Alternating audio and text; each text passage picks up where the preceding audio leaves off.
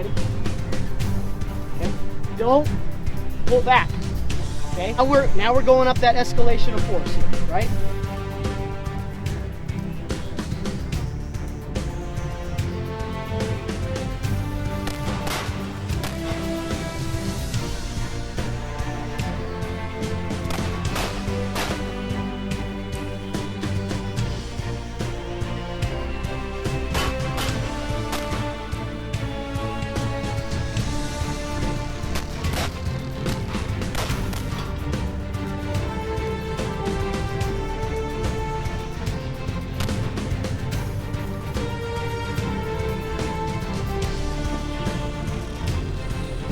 I enjoyed the class, a lot of learning, a lot of teaching, a lot of directing, so I do feel a little bit better about it because of practice.